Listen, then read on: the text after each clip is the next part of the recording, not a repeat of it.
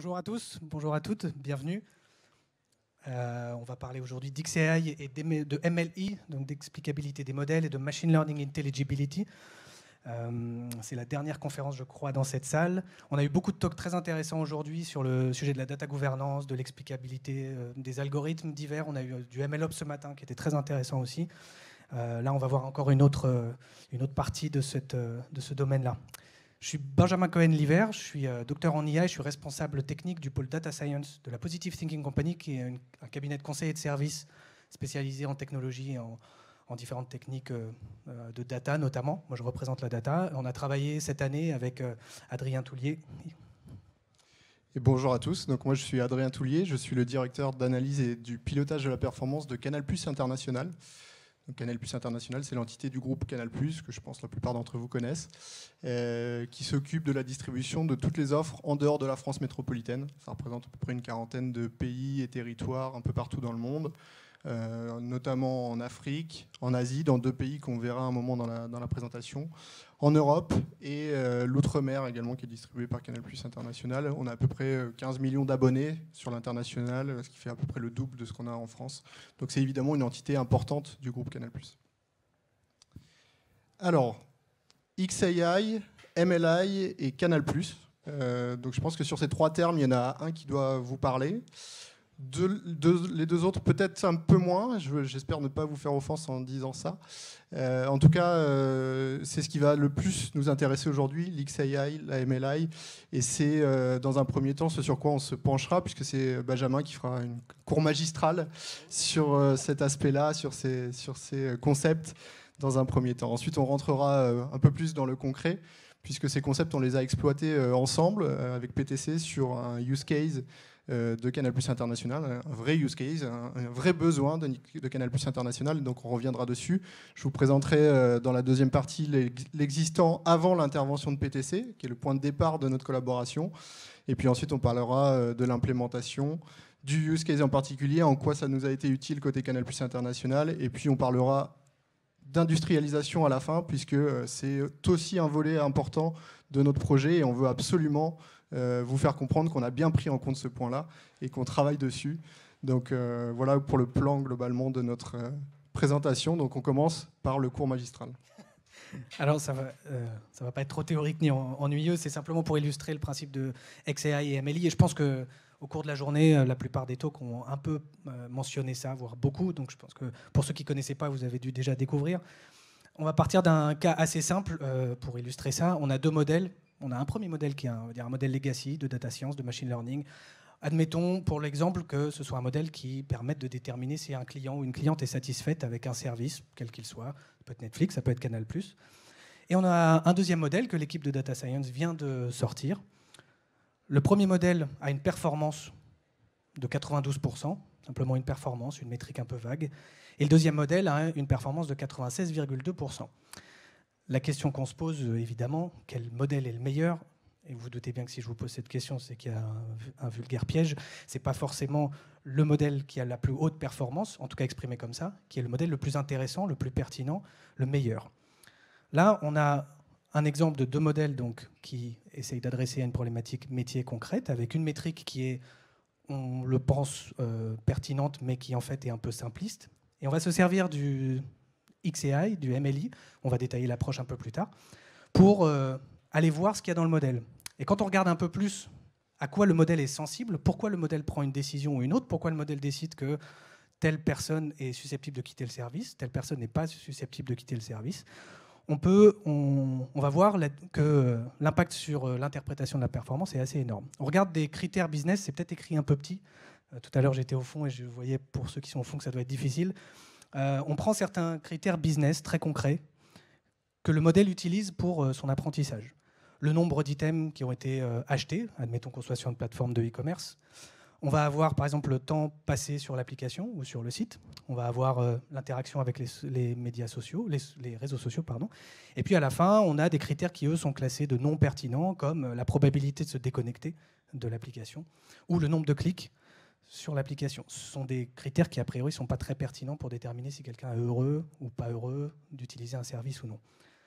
Si on regarde le premier modèle, à quoi il est sensible, on voit qu'il est très sensible aux critères business pertinents et très peu sensible aux critères non pertinents. C'est-à-dire qu'il va ne pas prendre en compte dans son apprentissage les 2 derniers critères, alors que le modèle qu'on croit plus performant, lui, est très sensible, beaucoup trop sensible, aux 2 derniers critères qui, eux, sont complètement impertinents. Globalement, il a une performance meilleure, mais il se sert de critères business, de critères métiers qui sont non pertinents. Et ça, c'est très trompeur parce que du coup, on peut penser que le deuxième modèle est meilleur, sauf qu'on va voir très rapidement que ce modèle va se casser la figure, va faire des prédictions erronées et qui n'est pas pertinent. Donc au final, quand on regarde un peu plus en détail, là c'est un cas abstrait, on verra un cas concret avec Adrien, quand on regarde un peu plus en détail, on se dit quand même que le premier modèle reste le plus pertinent, même si la performance, qu'on croyait être la performance globale, cette métrique agrégée, était inférieure au deuxième modèle. Ça, c'est l'XAI, certains indicateurs d'explicabilité qui nous permettent de déterminer ça. Et puis l'approche MLI, Machine Learning Intelligibility, que nous, on implémente, qui est une vision plus holistique de l'explication des modèles. C'est ces approches-là qui permettent de mettre ça en avant.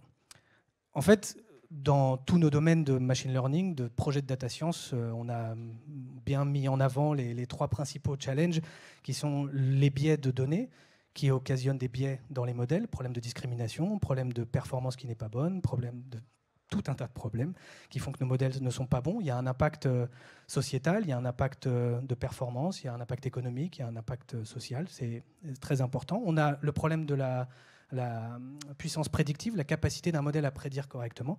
Et ça, c'est pareil, c'est lié à la qualité de données et à la façon dont le modèle était entraîné, la façon dont le modèle a été bien choisi, les features ont été bien construites. Et enfin, un des principaux challenges aussi qui est lié à le EU AI Act qui va sortir dans pas longtemps, le principe de transparence et de confiance, l'IA de confiance, on en entend beaucoup parler. Donc ça, ce sont les 3 principaux challenges des produits ML. Et c'est pour ça que les approches XAI et MLI sont intéressantes. Alors, j'explique la différence rapidement. L'XAI, donc Explainable Artificial Intelligence, ça se veut très tourné autour du deep learning, autour des réseaux de neurones profonds. Ce sont des indicateurs très concrets, statistiques, des approches parfois très élégantes qui permettent d'expliquer les modèles boîte noire et de comprendre pourquoi un modèle prend telle ou telle décision. Et puis nous, on a créé... Alors, on n'est pas tout seul évidemment, mais la notion de machine learning intelligibility, en tout cas l'intelligibilité du machine learning, qui est donc une vision plus holistique, comme je le montrerai après, qui est aussi là pour rassurer sur le fait qu'il n'y a pas forcément besoin d'avoir un modèle d'intelligence artificielle pour appliquer ces indicateurs ou cette méthode. Ce sont 2 choses qui s'overlappent globalement et on utilisera l'un et l'autre tout au cours de cette présentation, mais on verra les toutes petites différences. L'idée, de toute façon, c'est qu'on ait du machine learning qui soit beaucoup plus clair, que les personnes qui utilisent les modèles soient plus en confiance. Il y a une notion aussi d'insertion opérationnelle, c'est-à-dire que les équipes avec lesquelles on travaille et qui utilisent les modèles que nous, on crée, puissent avoir confiance en ces modèles et pouvoir les utiliser. On verra un cas concret aussi avec Adrien. Et donc que ce soit aussi compréhensible, partageable et plus robuste. Alors le cas concret, justement, on va y rentrer. Et je vais, dans un premier temps, seulement parler de l'existant avant l'intervention de PTC, puisque on a quelques équipes, malgré tout, chez Canal+ International, et on essaye de faire des choses avec nos petites mains. Et donc, il y a quelques années, on avait développé un scoring qui s'appelle le scoring de fragilité, qui est lié à la fidélisation de nos abonnés. Donc, Canal+ a évidemment beaucoup d'abonnés dans le monde, et le premier de ses enjeux, c'est de garder ses abonnés. Et on avait développé, il y a quelques années, le scoring de fragilité, qui est un scoring qui permet d'identifier sur l'ensemble de la base d'abonnés quelle est la probabilité de chaque abonné de résilier son abonnement dans les X prochains mois, je ne sais plus exactement, je crois que c'était les 3 prochains mois. Donc ce scoring existait avant l'intervention de PTC et on l'avait développé il y a pas mal d'années et on l'a développé et exploité sur 4 zones de Canal+ International que j'ai symbolisées par les 4 petits pictos ou drapeaux, l'Afrique, l'Outre-mer, le Myanmar, le Vietnam. Ce que j'ai noté dans le titre, et c'est totalement la réalité, c'est qu'on a déployé ce scoring sur 4 territoires. On l'a mis dans les mains du métier et il y a eu 4 usages assez différents en fait, de ce scoring. On a eu entre guillemets les bons élèves. Je ne sais pas si c'est les bons élèves, mais en tout cas de mon point de vue, c'était ceux avec qui c'était le plus facile. C'est l'Outre-mer à qui on a exposé ce scoring. On leur a dit voilà, croyez-nous, le scoring donne la probabilité que chaque abonné churn, donc il faudra travailler sur ceux qui ont la plus haute probabilité. Donc ce qu'ils ont fait après ça, c'est qu'ils ont commencé à mettre en place des campagnes de télémarketing sur les abonnés les plus fragiles, à les appeler, à essayer de les fidéliser. Ils ont aussi fait une autre action qu'ils sont les seuls à avoir fait, c'est qu'ils ont mis en place un système un peu d'alerting sur les interfaces du CRM pour que dès qu'un téléconseiller ou quelqu'un en boutique est en face d'un abonné qui a ce profil de fragile, il y ait une alerte et que la personne puisse adapter son discours à l'abonné. Donc ça, c'est plutôt le cas, le meilleur cas. Donc je l'ai ranké à 2 étoiles sur 3. On a l'Afrique et le Myanmar qui sont dans une sorte d'entre-deux, qui ont fait aussi les campagnes de télémarketing de manière un peu plus ponctuelle, ou en tout cas un petit peu moins poussée que l'outre-mer. Et puis on a le cas à l'autre extrême, qui est le Vietnam. Et pour illustrer ce qui s'est passé sur le Vietnam, je vais juste prendre l'anecdote qui est totalement vraie, qui est qu'est-ce qui s'est passé quand on a déployé ce scoring au Vietnam. Donc une fois que mon équipe a fini de le développer et qu'il a fallu l'expliquer aux équipes locales vietnamiennes, marketing, et qu'on puisse les inciter à l'utiliser, je suis allé au Vietnam pendant une semaine et j'ai organisé un meeting d'1 heure là-dessus avec les équipes marketing du Vietnam. Sur l'heure, j'ai dû passer à peu près 30 minutes à leur expliquer le principe, les données sources, l'output, etc. et les cas d'usage métier, en prenant notamment l'exemple de ce qui avait été fait en Outre-mer. Et la deuxième demi-heure, je pense, elle s'est résumée à un échange un peu de deux fortes têtes qui ne se comprenaient pas, qui étaient le responsable marketing du Vietnam et moi, puisque la première réaction de la personne au Vietnam, ça a été de me dire « j'ai rien compris, je ne sais pas comment ça marche, je ne sais pas comment tu sors ton truc, donc je n'utiliserai pas ». Et donc la deuxième demi-heure, finalement, c'est un échange inutile dans lequel on sort sans aucun usage, et c'est pour ça que j'ai mis en rouge pas d'usage au Vietnam. Donc aujourd'hui, tous les mois, il y a quelqu'un qui s'occupe de mettre à jour ce scoring pour le Vietnam, et il n'y a personne qui l'utilise, donc c'est totalement inutile. C'est en particulier sur ce cas-là qu'on a voulu travailler. On a essayé de comprendre pourquoi les Vietnamiens ne voulaient pas l'utiliser, et potentiellement aussi utiliser les résultats de notre étude pour améliorer l'usage sur les autres territoires. Et la première remarque que j'ai gardée en tête, c'est en fait, je ne sais pas d'où ça sort, je ne comprends pas en fait cette probabilité d'où elle vient, donc je ne l'utiliserai pas. C'est exactement pour ça qu'on a fait intervenir PTC sur la notion d'explicabilité. C'était une notion dont on avait déjà entendu parler avant, et puis il se trouve qu'on a eu l'occasion de le faire avec PTC et de l'implémenter. Donc je vais rendre juste la main à Benjamin pour la partie implémentation. Merci. Effectivement, c'est exactement le problème d'insertion opérationnelle dont je parlais, c'est-à-dire des équipes qui ne peuvent pas faire confiance en les modèles qui sont produits. Et il ne s'agit pas simplement de produire un document Word en disant le modèle fonctionne comme ci avec des équations de mathématiques.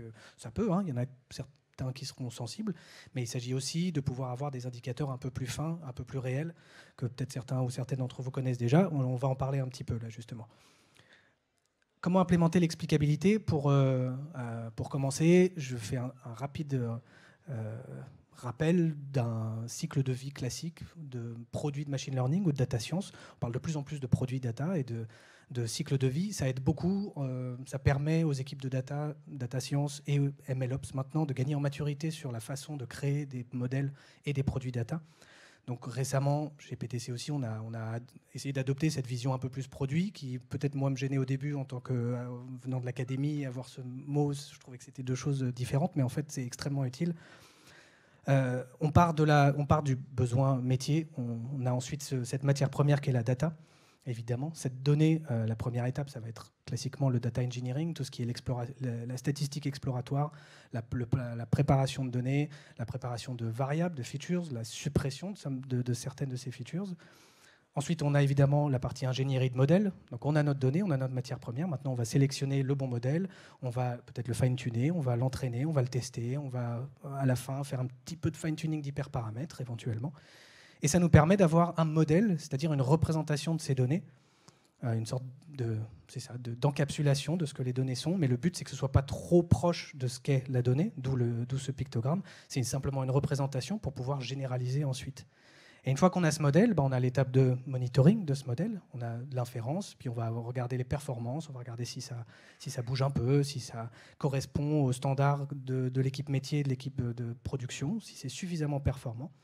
On a la consommation effective de ce modèle, c'est-à-dire tous les utilisateurs métiers qui vont utiliser ce modèle, qui vont interpréter les résultats de ce modèle, et puis ensuite en tirer, on espère, de la valeur.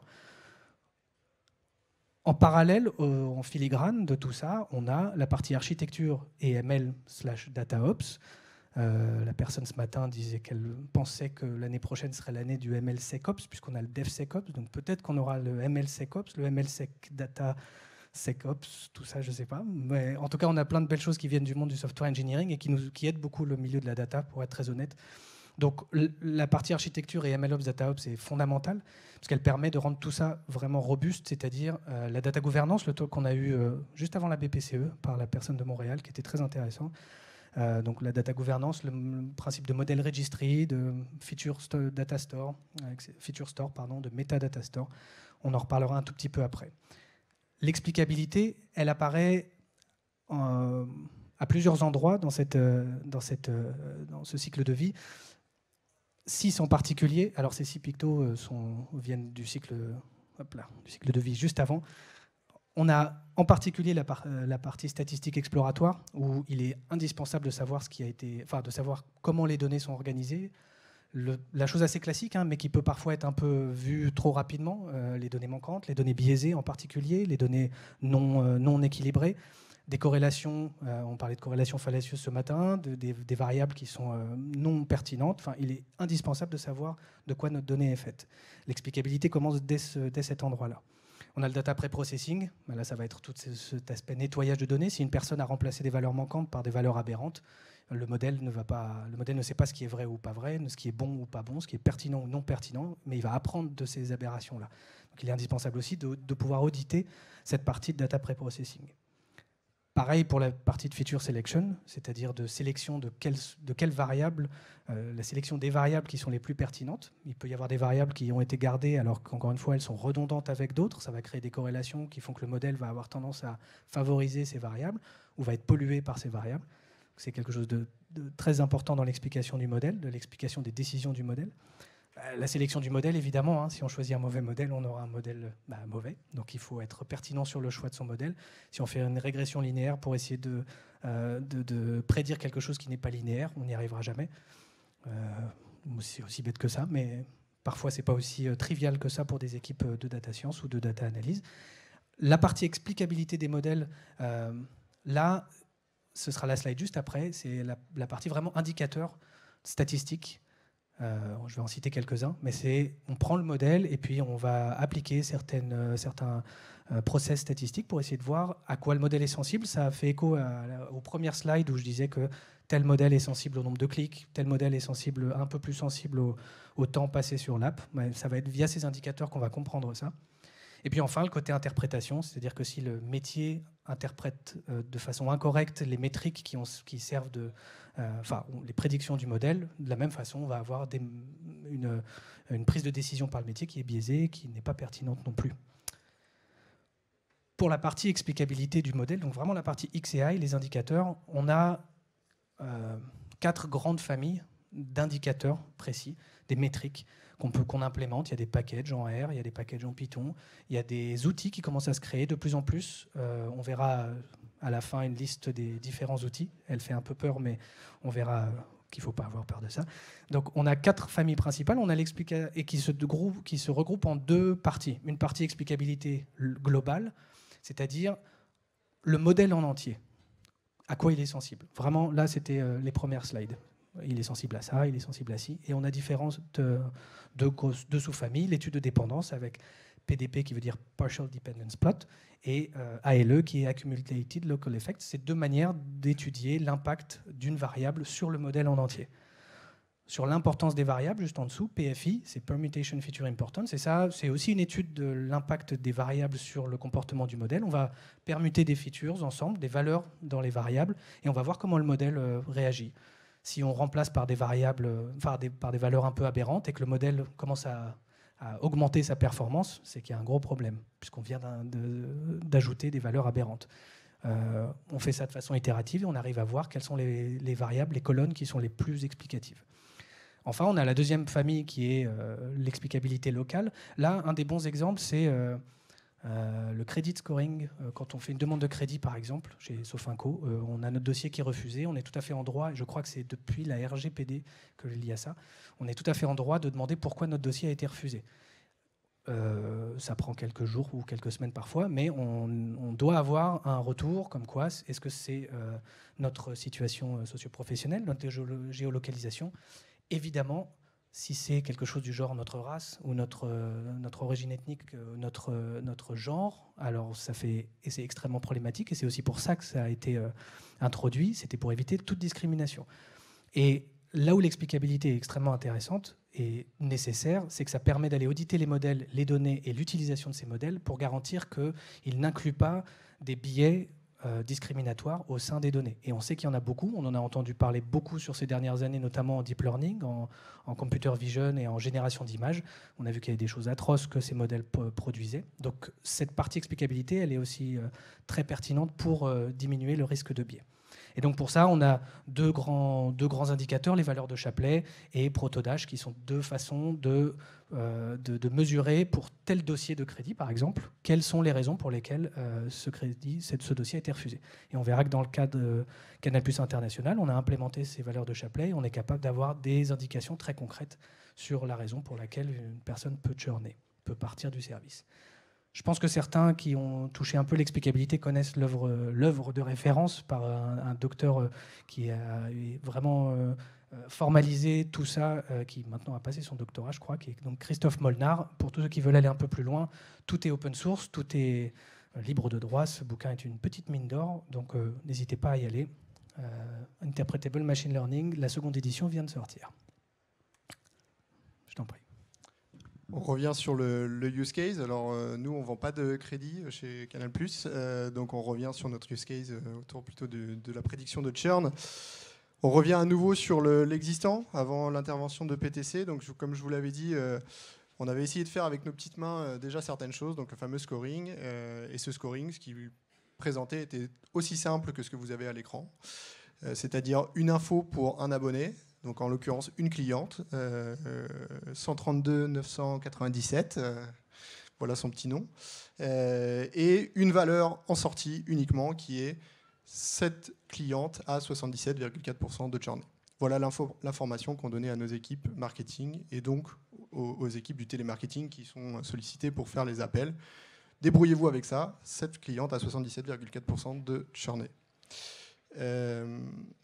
On va y passer très rapidement sur le contexte autour des données qui sont utilisées et du modèle, puisque ce n'est pas l'objectif de la journée. L'objectif, en tout cas de la présentation, c'est plutôt d'aller sur l'explicabilité. Un petit mot quand même sur le contexte des données qui sont utilisées. On parle d'un parc abonné. Alors on est sur le périmètre de l'outre-mer. Ce pilote, il a été fait sur le périmètre de l'outre-mer. Donc on parle d'environ 130 000 abonnés sur lesquels on collecte des données à la fois contractuelles. Donc depuis notre CRM, on sait dire quelle est l'évolution dans le temps des contrats, est-ce que les gens ont ajouté des options, retiré des options, changé leur formule d'abonnement, est-ce qu'ils ont déménagé, est-ce que voilà, tout un tas de choses, est-ce qu'ils nous appellent régulièrement, est-ce qu'ils changent de matériel, etc., etc. Donc il y a déjà beaucoup de données qui viennent d'ici. Et puis il y a évidemment une autre source de données qui est extrêmement importante pour Canal+, qui est la donnée autour de l'usage des abonnements, et donc notamment les audiences. Qu'est-ce que les abonnés regardent? Quelle thématique? Est-ce qu'ils utilisent MyCanal? Est-ce qu'ils utilisent plutôt leur décodeur? Est-ce qu'ils regardent du replay, du live? Est-ce qu'ils font du time shifting, c'est-à-dire du retour en arrière? Donc toutes ces données, on les intègre au modèle pour essayer d'avoir la prédiction la plus fiable possible. Cette slide, je la passe pour 3 secondes, puisque ce n'est pas l'objectif du jour, mais juste vous préciser que le modèle le plus performant, celui qui a été retenu, c'est un gradient boosting. Mais je ne veux pas m'y attarder plus longtemps, puisque l'objectif, c'est de vous montrer qu'est-ce qu'on a fait de ce gradient boosting pour en faire autre chose que 77,4% de chance de churn.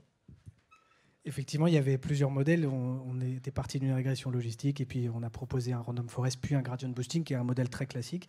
Pour ceux qui manipulent un peu ce genre de modèle, il y a déjà de l'explicabilité un peu built-in dans ce genre de modèle. Il y a la notion de feature importance par exemple dans les random forests, sauf que, ou dans les arbres de décision, c'est pas forcément cette manière-là qu'on aura de calculer l'importance, même si elle est utile. Elle est sujette à certains biais, notamment de la sensibilité aux variables numériques, aux variables cardinales, à certaines variables surreprésentées, à certaines variables corrélées. Donc, même si on parle de gradient boosting qui, on pourrait le croire, a déjà une forme d'explicabilité built-in, elle est déjà un peu pertinente, mais on peut quand même appliquer les différents indicateurs dont j'ai parlé avant sur ces modèles-là. Globalement, d'ailleurs, j'aurais dû le préciser, les indicateurs dont j'ai parlé avant sont applicables sur tous les modèles, même techniquement sur des modèles de deep learning. Puisqu'on prend simplement le modèle, on va fournir soit des données en entrée, regarder l'impact sur la sortie, soit intervertir des valeurs, intervertir des colonnes. Donc peu importe le modèle, on peut appliquer ça à quasiment tout. Et là, quand on l'a appliqué sur les données d'Adrien et de son périmètre, voilà un exemple un peu macro de ce qu'on peut en sortir. La façon qu'on a d'interpréter ça, c'est pas forcément de dire un client jeune a plus de chances, de moins de 2 ans, a plus de chances de churner. Ce serait plutôt de dire le modèle est sensible à l'ancienneté du client. Et pour tout client qui a moins de 2 ans, il aura tendance à penser qu'il a une forte chance de churner. Je fais cette petite précision pour bien faire la distinction entre la réalité, la réalité, et ce que le modèle a appris. C'est vraiment la différence entre la causalité et la corrélation. Le modèle ne va faire que essayer de trouver des corrélations. Peut-être que ce modèle, ce à quoi il est sensible, n'est pas vrai. Malgré tout, la connaissance métier peut venir confirmer ça et dire si, effectivement, il y a une corrélation, il y a quelque chose qui est vrai. Là où c'est très intéressant, c'est qu'on sait du coup que notre modèle va avoir tendance à pénaliser, on va dire, les clients qui viennent de s'abonner. Encore que 2 ans, c'est déjà beaucoup. Mais que pour ceux qui sont donc jeunes, le modèle va avoir tendance à dire qu'il a de fortes chances de churner. Donc on peut comprendre pourquoi le modèle, lorsqu'il nous sort une probabilité de churner, si c'est pour cette raison-là, le télémarketing pourra prendre des décisions en conséquence, pourra réagir vraiment de façon plus personnelle, plus personnalisée et plus pertinente. On voit ensuite que le modèle, à la fin, lui, quel que soit l'âge, l'ancienneté du client ou de la cliente, à partir de 2 ans, il y a une sorte de plateau et que cette variable ne devient plus informative pour le modèle.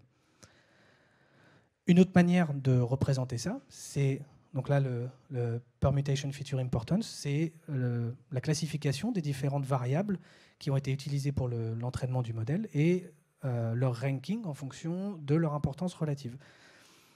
On a arrondi les chiffres, mais globalement, on va avoir cet insight sur le modèle. La génération du décodeur canal va être à 40% la variable qui explique pourquoi le modèle pense qu'un client va churner ou pas, va quitter le service ou non. Il y a une notion d'équipement plus ou moins vieux chez Canal, c'est ça ? Il y a un parc de décodeurs qui est assez ancien et il y a un lien qu'on avait déjà identifié mais qui est d'autant plus intéressant d'être confirmé ici, c'est qu'un abonné qui a un décodeur ancien ne peut pas profiter d'un certain nombre de services, donc par exemple ne peut pas faire de replay, maintenant ne peut pas consommer Netflix ou Disney Plus sur son décodeur, donc c'est un client qui consomme moins et indirectement c'est un client qui va plus rapidement churner puisqu'il consomme moins. Donc on a du coup là un duo qui est intéressant, le modèle qui a appris sur des données, qui apparemment a appris quelque chose de pertinent, le métier qui confirme, qui dit bah, effectivement on l'avait bien vu, donc le modèle est pertinent, il est robuste, on peut le garder en production, c'est aussi un des corollaires.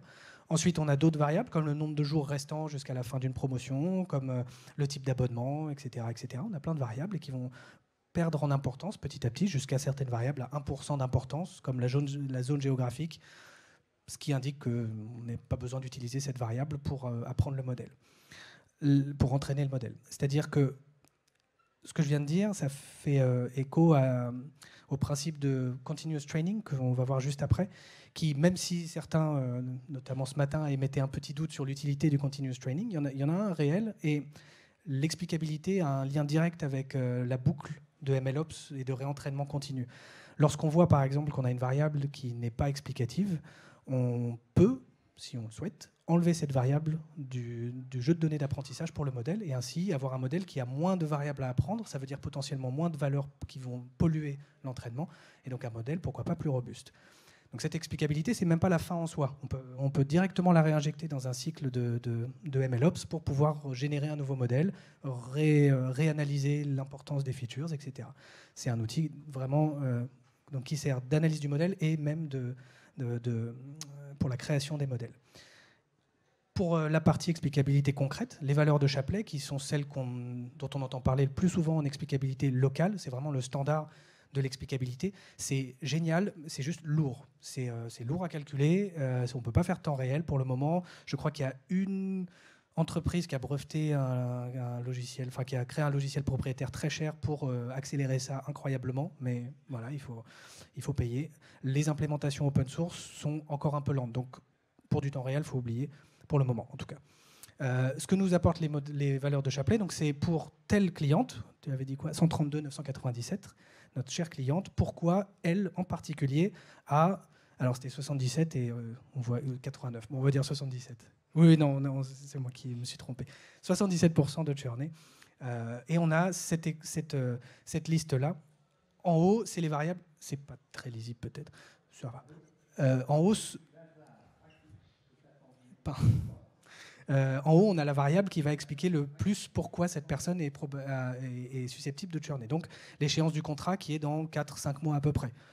C'est logique, le contrat va arriver à son terme, donc elle a une probabilité de ne pas renouveler. C'est peut-être un peu trivial, mais c'est intéressant quand même. Et ça explique qu'on va dire à 25%, je simplifie un peu, ça contribue à hauteur de 25% le fait que cette personne a une chance de churner.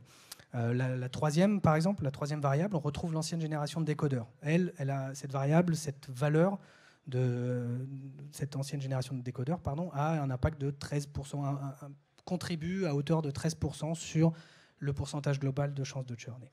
Et donc tout ça, c'est ce qui va être transmis justement aux télémarketeurs, qui n'est pas Adrien, mais aux équipes de télémarketing. Je te redonne la main.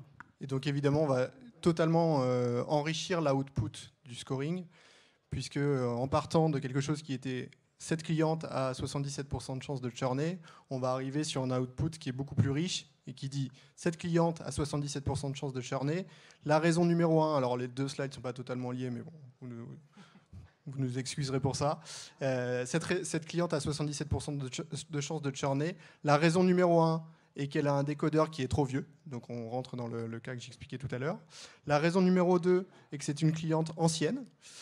La raison numéro 3 est qu'elle consomme très peu sur le mois dernier, donc elle a très peu utilisé les services sur le mois dernier, elle a très peu regardé la télé avec Canal+, donc évidemment quelqu'un qui ne regarde pas la télé avec Canal+, c'est quelqu'un qui n'aura pas très envie de continuer son abonnement. Et c'est évidemment ce qui est le plus bénéfique pour nous dans cet output, puisque de cet output, on va pouvoir tirer tout un tas d'actions derrière. Et donc évidemment, quand on a montré ça aux équipes marketing, on a eu l'effet waouh dont j'ai entendu parler dans une présentation tout à l'heure en disant « Ah oui, là, ok, on comprend ce qu'on va pouvoir faire avec votre scoring et l'output de ce scoring. » En termes d'impact, il y en a un premier qui est très lié à ce que j'ai dit tout à l'heure. Alors, je n'ai pas encore l'occasion de vous dire si ma discussion avec notre directeur vietnamien va être meilleure ou non, puisque j'y vais en octobre. Donc, j'espère que j'aurai l'occasion un moment de vous débriefer là-dessus pour vous dire est-ce qu'il a mieux compris cette fois, est-ce qu'il a décidé de l'exploiter ou pas. En tout cas, c'est une des grosses attentes de ce concept supplémentaire qui est de pouvoir améliorer l'acceptance du modèle par les équipes marketing et en faire un vrai usage.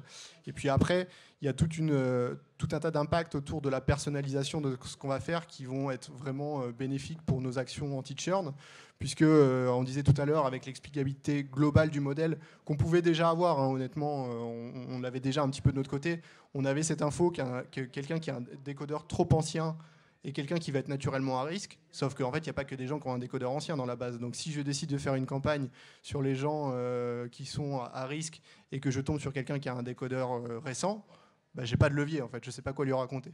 Donc là, en ayant quelque chose de personnalisé, je vais pouvoir adapter le discours à la problématique de chacun des abonnés, lui parler du décodeur si c'est la composante principale de son churn, de son score, lui parler éventuellement de consommation si le problème est autour de sa consommation, lui parler de promotion, on n'en a pas parlé mais il y avait un sujet autour des promotions qui intervenaient régulièrement, donc potentiellement identifier que cet abonné est à risque parce qu'il est actuellement sur une promotion et qu'on sait que si on lui en repousse pas une, il risque de churner fortement.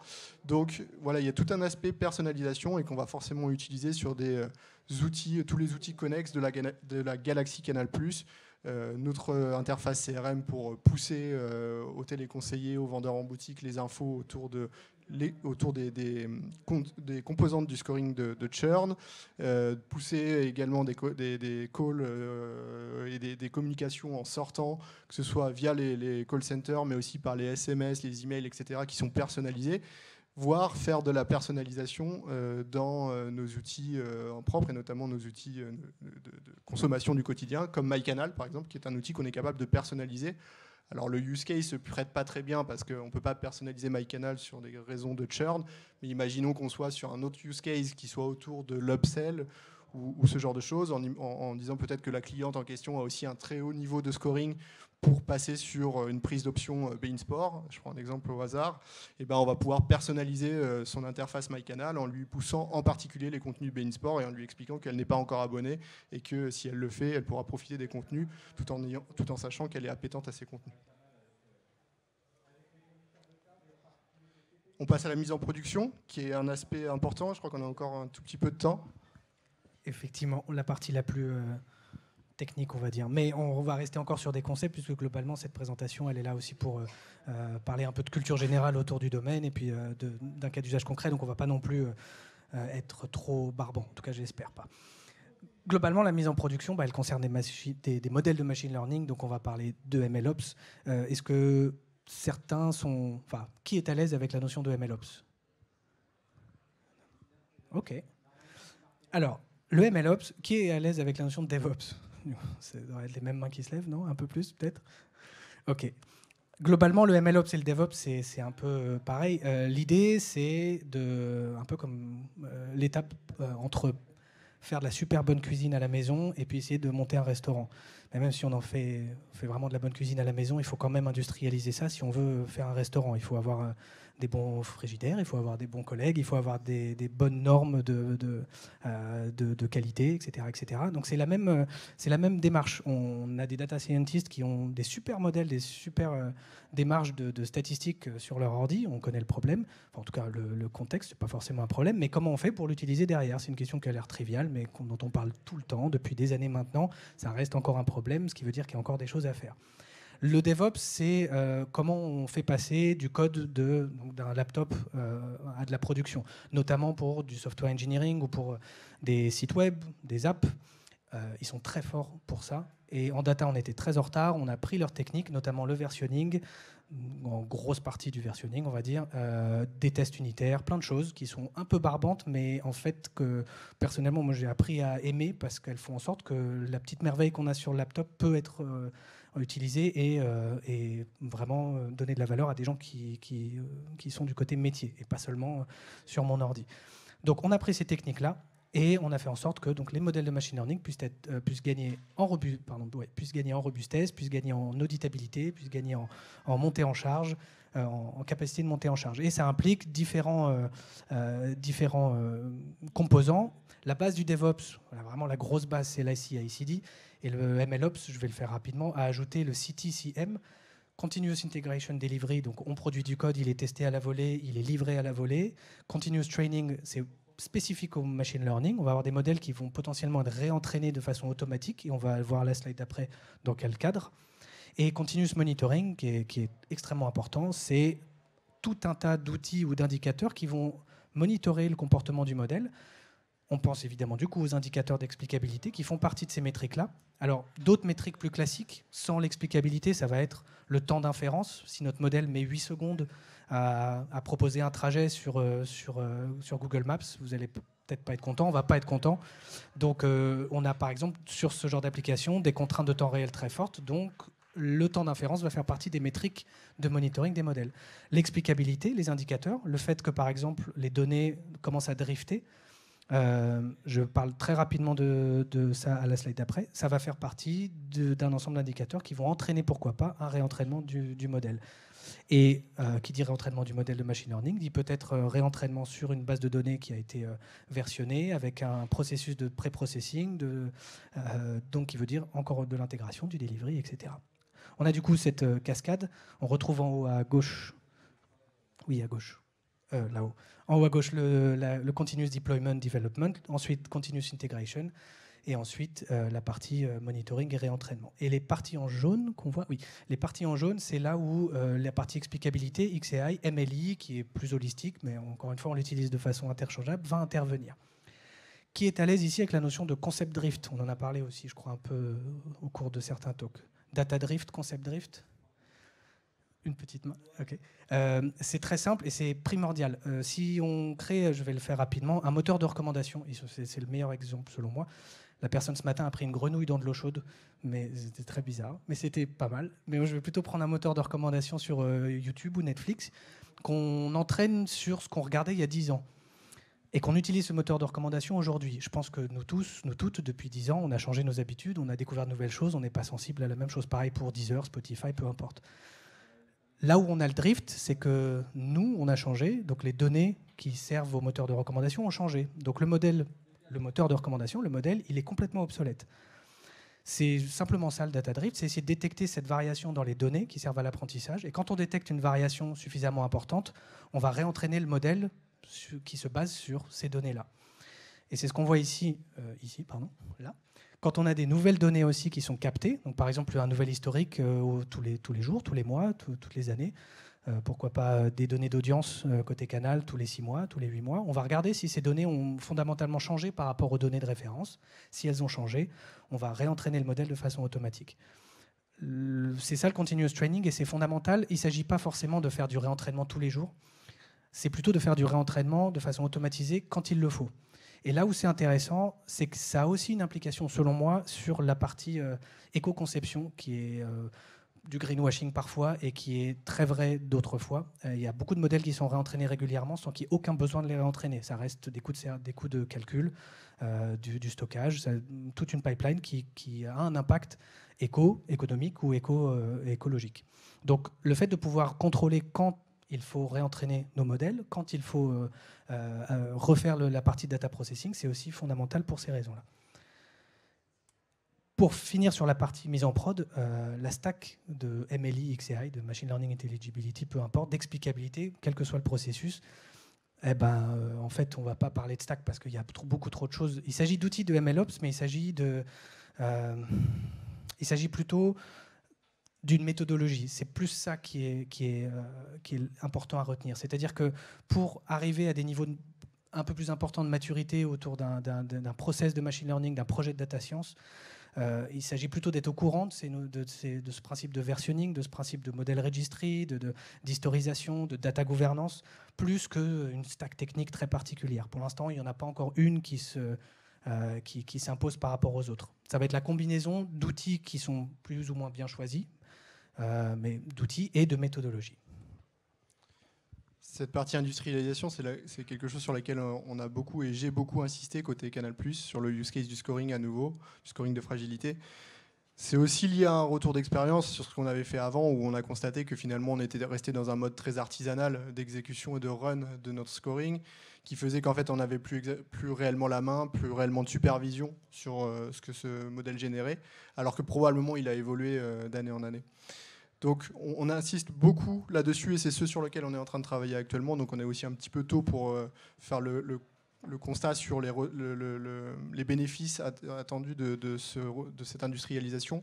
Mais c'est quelque chose qui me tient vraiment à cœur parce que je veux absolument que ce use case, il alimente, comme je disais tout à l'heure, des outils de la galaxie Canal et pas seulement des fichiers CSV à droite à gauche qui partent un peu dans tous les sens quand quelqu'un en a besoin. Et je veux absolument qu'on supervise ce qui se passe sur ce modèle pour savoir s'il évolue. 2 raisons. Évidemment, la première, il peut évoluer dans le temps juste parce que le profil de nos abonnés change. Et la deuxième raison, c'est que notre contexte business, notre contexte marché évolue aussi. Je pense que vous n'êtes pas sans savoir qu'on a régulièrement quelques concurrents qui arrivent sur le marché, qu'on a aussi quelques événements un peu disruptifs du type je perds les droits de la Ligue 1, je gagne les droits de la Ligue des Champions, etc. etc. Et qu'évidemment, ça peut avoir un impact fort sur la prédiction du churn et on a absolument besoin d'être sûr que le modèle est robuste et résiste à ces disruptions. Donc évidemment, l'industrialisation, on travaille beaucoup dessus et c'est un point aussi important que les précédents pour que ce projet soit mené à bien. Alors en conclusion, simplement, le but de ce talk, c'était de présenter un peu ce terme de XAI et de Machine Learning Intelligibility qu'on propose, nous, mais encore une fois, il s'agit de quelque chose d'assez général dans la communauté de data science, de data analyse. Je pense que vous en entendez de plus en plus parler. Certains en feront on va dire un fonds de commerce buzzword, mais de toute façon, il y a des régulations qui arrivent. Donc au niveau de l'Union européenne, il y avait RGPD, mais il y a de nouveau donc un AU/AI Act, il va y avoir un Data Act, il va y avoir plein de choses à ce sujet-là.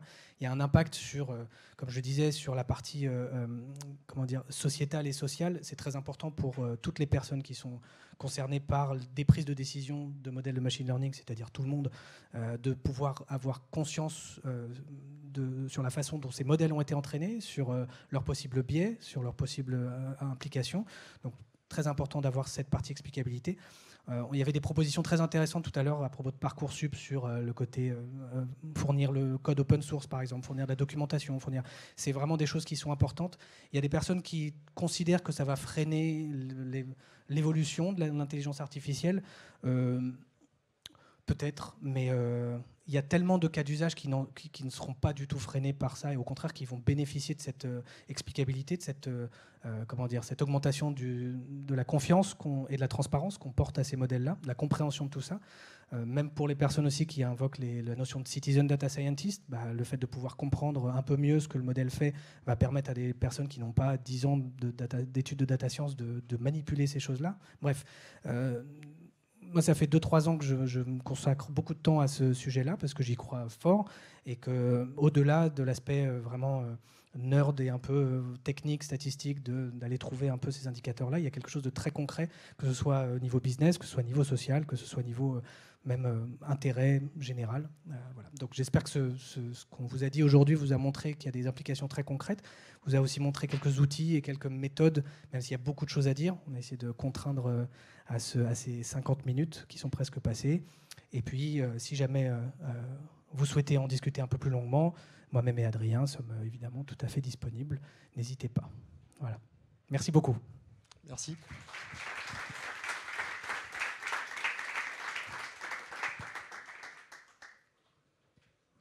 On doit avoir quelques minutes. Si vous avez quelques questions et que vous voulez rester un peu plus tard, on peut les prendre. J'ai un train à 18h. Surtout moi, en fait. Oui. Donc, pas des questions trop techniques, s'il vous plaît. Oui, je crois. Merci. Bonjour, merci pour la présentation. J'avais une question concernant la partie pousser les métiers à utiliser les modèles.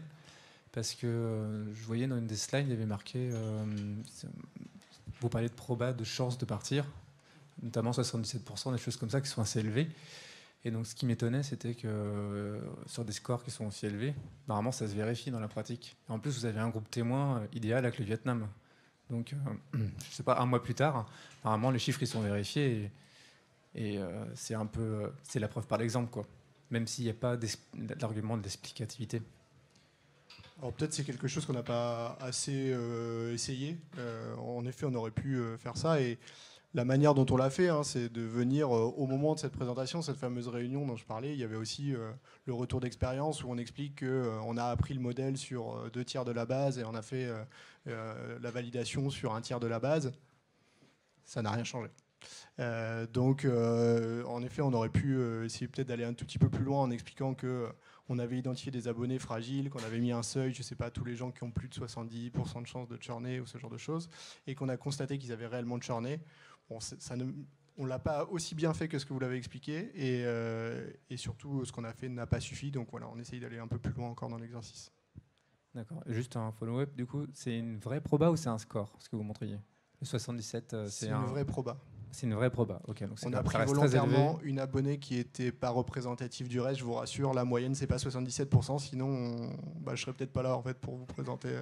Pas avec Canal+, en tout cas. Ok, merci.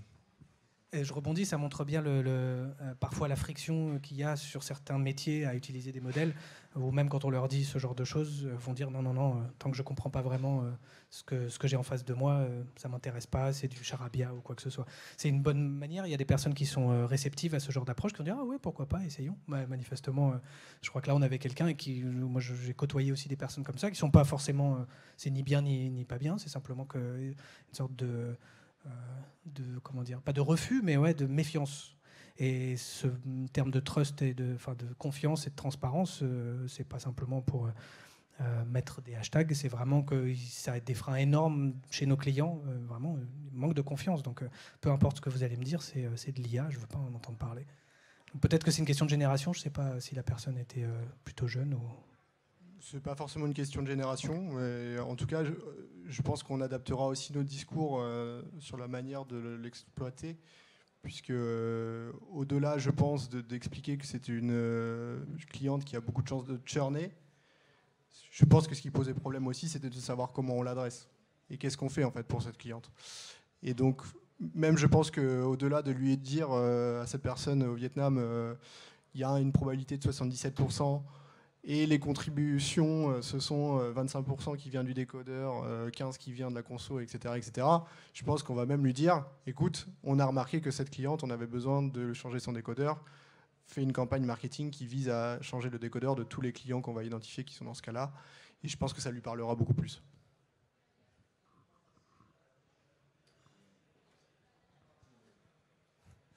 Merci beaucoup pour la présentation, c'était très intéressant. J'ai 2 questions. La première, c'est sur le modèle de churn.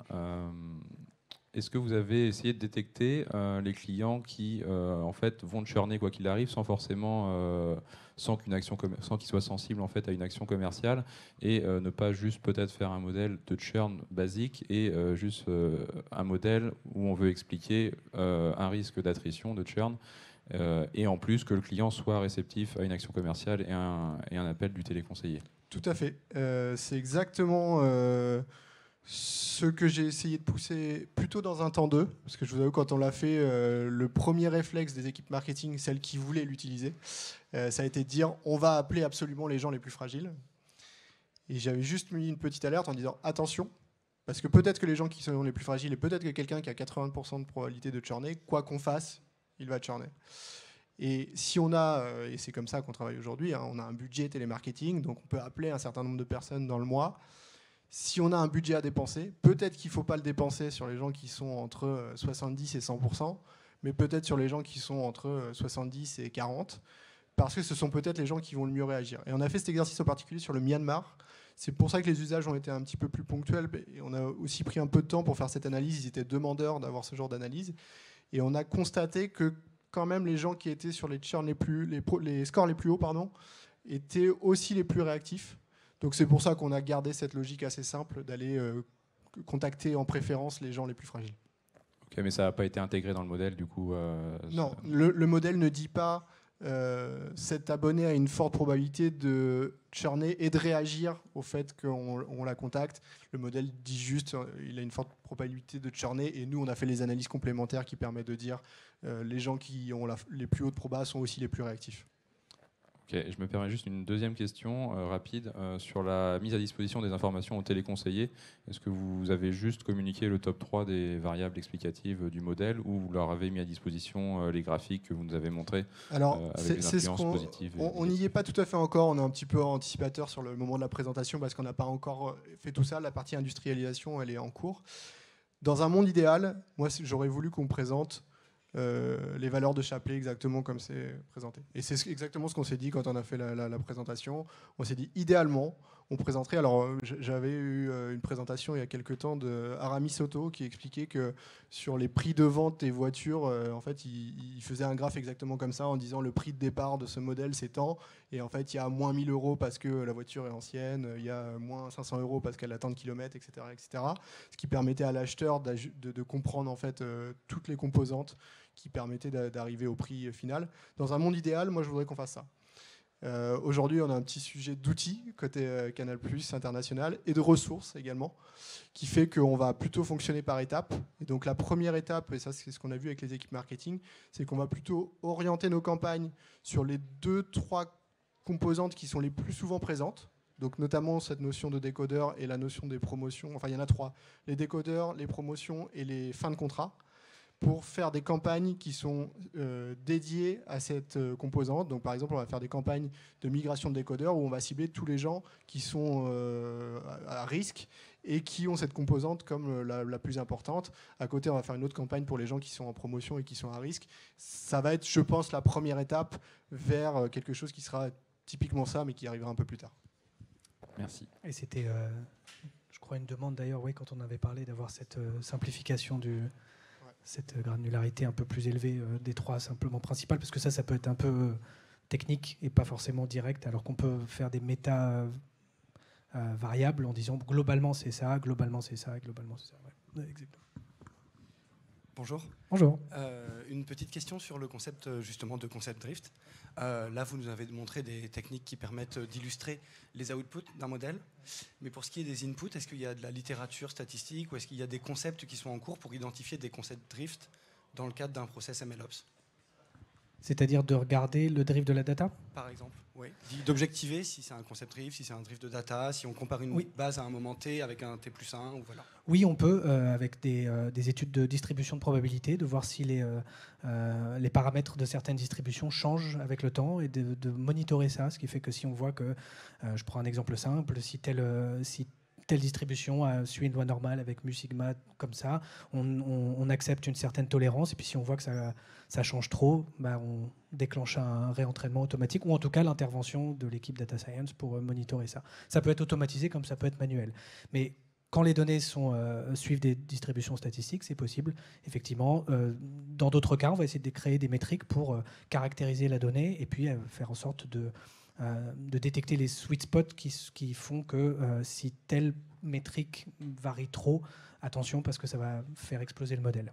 D'accord, mais c'est les idiosyncrasies de l'équipe Data Science qui identifie. Ce sont les idiosyncrasies de l'équipe Data Science qui identifient ce qu'elle veut spotter dans ses bases d'entraînement.